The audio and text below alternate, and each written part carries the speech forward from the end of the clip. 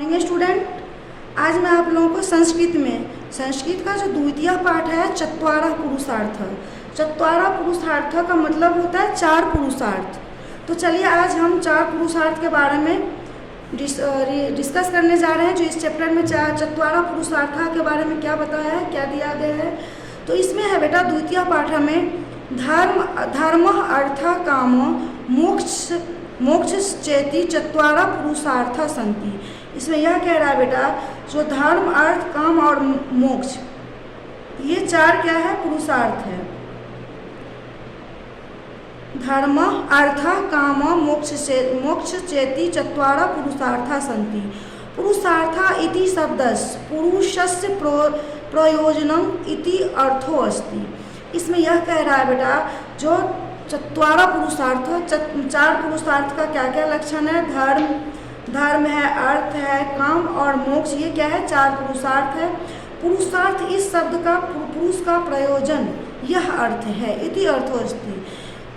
इसका मतलब यह हुआ जो पुरुषस्य प्रयोजनम, पुरुषार्थ जो है वो क्या है, पुरुष का क्या है, प्रयोजनम है। पुण्यं प्राप्तु यत् शास्त्र विहितं कर्म क्रियते सह धर्म इति विधीयते। कह रहा है पुण्यम। पहले तो आप लोग रीडिंग स्किल अपना अच्छा कीजिए, आप लोग बुक को रीड कीजिए। तो इसमें देखिए क्या है, पुण्यं प्राप्तु यत् शास्त्र विहितं कर्म क्रियते सह धर्म इति विधीयते। इसमें यह कह रहा है बेटा जो पुण्य प्राप्त करने के लिए जो शास्त्र विहित कर्म किए गए हैं उसे क्रियते इति विधीयत, विहित कर्म किए गए हैं उसे धर्म यह नाम दिया गया है। कह धर्म इति प्रश्नस्य समाधाने शिष्टा नाम आचारनपि प्रमाणं भवति। सामान्यतः पुण्य पर्वसु तीर्थदर्शनं तत्र च स्नानं देवानां स्तोत्राणां पाठ दुखितानां जनानां दुःखस्य अपहरणं स्वर्ग प्राप्तुं यज्ञानां मनुष्ठानं नियमतः संध्या समय भगवतो भजनं ध्यानं च इति दीनि ईदृशानि च अन्यानि कर्माणि धर्म इति कथयितुं शक्यन्ते। धर्म प्रथम पुरुषार्थ। इसमें यह कह रहा है बेटा जो धर्म, इसमें हमें समझाया गया है जो पुरुष जो है उसको उसके कितने अर्थ हैं, उसके चार हैं, धर्म अर्थ काम और मोक्ष। उसके बाद इसमें यह समझाया गया है जो पुण्य प्राप्त करने के लिए जो शास्त्र विहित कर्म किए गए हैं उसे धर्म नाम दिया गया है। धर्म क्या है, और इसमें यह कहा गया है जो कह धर्म इति, धर्म क्या है। इस प्रश्न के समाधान में शिष्टाचार का आचरण प्रमाण होता है।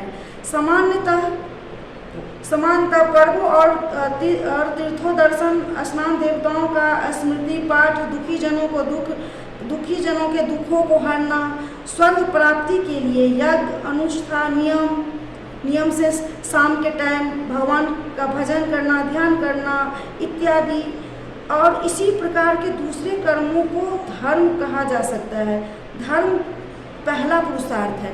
ये जो है ये धर्म के बारे में सारा बताया गया है। जो धर्म क्या है, धर्म दूसरे की आप हेल्प करके भी धर्म कर सकते, उसे भी हम धर्म बोलते हैं। हम शाम के टाइम, सुबह के टाइम भजन करते हैं, कीर्तन करते हैं, वो भी हमारा क्या है, धर्म ही है। तो चलिए अब है अर्थ द्वितीय पुरुषार्थ। अब दूसरा अर्थ क्या है, पुरुषार्थ।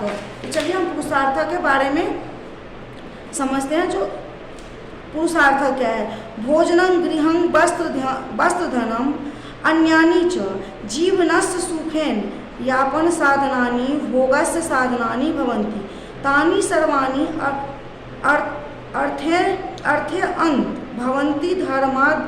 धर्मादंतरम अर्थस्य कथनस्य एतत् प्रयोजनं यत् अर्थो धर्म विरुद्धो न भवेत्। इसमें यह कह रहा है, इसमें हमें ये जो हमारा पैराग्राफ है इसमें पुरुषार्थ के बारे में समझाया गया है। पहला तो है धर्म। पुरुषार्थ जो है, पुरुषार्थ के कितने हैं, चार जो लक्षण इसमें बताया गया है, धर्म अर्थ काम मोक्ष, उसी के बारे में। तो हमारा अर्थ जो है दूसरा क्या है, अर्थ। पहला तो हमने पढ़ लिया धर्म, दूसरा हमारा है अर्थ। दूसरा पुरुषार्थ, अर्थ के बारे में यह कह रहे हैं कि अर्थ दूसरा पुरुषार्थ है भोजन, घर, वस्त्र, धन और जीवन के सुख से यापन करने के साधन, भोग के साधन होते हैं। वे सब अर्थ के अंतर्गत आते हैं। अर्थ के अंतर्गत क्या क्या आते हैं? भोजनम, गृहम, वस्त्रम, धनम, मीन्स घर, वस्त्र, धन, जीवन, सुख यापन करना, ये सब हमारे अर्थ के, ये जो हमारा अर्थ है उसके अंतर्गत आते हैं।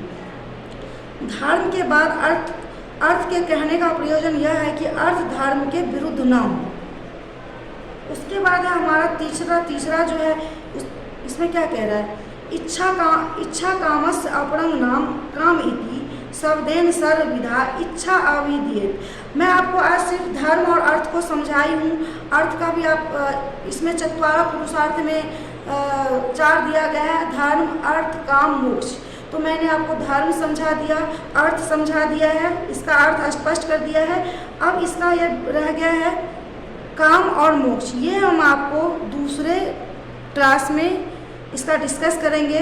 तो एक बार हम फिर से आपको समझाते हैं अर्थ के बारे में। अर्थ द्वितीय पुरुषार्थ भोजनं, गृहं, वस्त्र, धनम, अन्यानि च जीवनस्य सुखेन यापन साधनानि भोगस्य साधनानि भवन्ति तानि सर्वाणि अर्थ अंत भवन्ति धर्मादंतरम अर्थस् कथनस्। अर्थ का जो कथन है एतत् प्रयोजनम यत् अर्थो धर्म विरुद्धो न भवेत्। अर्थ का जो इसमें प्रयोजन है वो धर्म के विरुद्ध नहीं होना चाहिए। और अर्थ के अंतर्गत क्या क्या आता है?